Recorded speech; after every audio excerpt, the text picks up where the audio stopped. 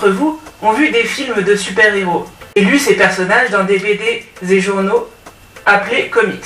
Dans cette vidéo, je pense que vous l'avez compris, je vais vous parler essentiellement des comics, et donc de Marvel Comics.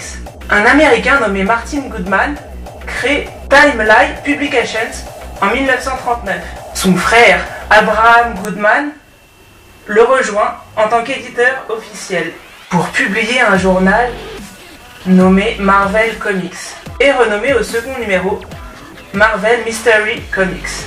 En 1941, Timely Publications devient Timely Comics Incorporation. À l'époque, les magazines étaient bas de gamme, mais bon marché. Marvel Comics numéro 1 introduit des héros comme la Torche Humaine, Namor ou Angel.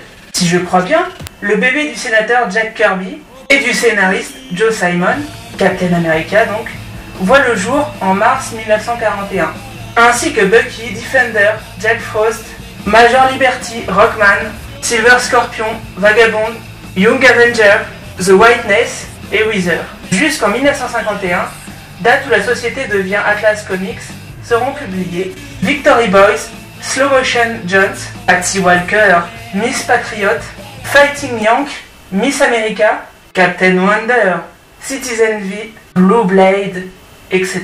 Les recettes de cette société appartiennent à Marvel, mais Goodman, l'ancien directeur, garde les droits d'auteur pour le nom Atlas Comics. En 1961, Kirby fait équipe avec un scénariste relativement connu, Stan Lee, pour concevoir une équipe de héros dont les aventures ont été mises en film il y a quelques années. 4 aventuriers recevant des pouvoirs après avoir séjourné dans l'espace. Eh oui, ce sont les 4 fantastiques, qui au passage redonnent un regain de popularité à la société. Dans la même lignée sont édités Spider-Man, Iron Man, Hulk, Daredevil ou encore les X-Men, qui sont mes préférés au passage. En ce qui concerne ces derniers, c'est l'une des premières fois où on évoque le racisme dans un comics.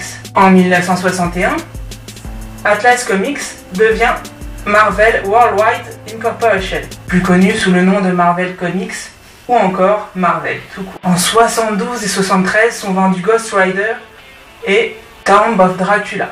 En 74, Wolverine, l'un des héros des X-Men, fait sa première apparition dans Incredible Hulk. Un Superman contre Spider-Man sort en 78, tandis que Jean Grey, une héroïne des X-Men, meurt dans le magazine spécial Trench en 1980. En 88, c'est la série Punisher qui se vend. En 1987, création du méchant de Spider-Man, Venom. Et mariage de Peter Parker, alias l'homme araignée. En 1994, le public apprend dans la saga des clones que Spider-Man, depuis le début, en est un clone. 1996, l'une des filiales de Marvel, Marvel Enterprises, est rachetée par une société de fabrique de jouets. Mais pas pour longtemps, vous allez voir. Et est rebaptisée Marvel Entertainment. Et c'est cette dernière qui produira les films inspirés des comics. Alors pas pour très longtemps parce que c'est Disney qui en 2009 rachète les droits pour 4 milliards de dollars. Et maintenant, la question de la fin. Aimez-vous lire des comics, des BD, des livres? Et quel genre lisez-vous le plus? Moi personnellement, j'ai découvert Marvel avec les X-Men et Spider-Man. Et mon personnage préféré est sans hésiter le professeur Charles Xavier. Voilà, c'est la fin de cette vidéo. N'oubliez pas évidemment de vous abonner, de liker, de partager et de commenter. Bye, je vous aime.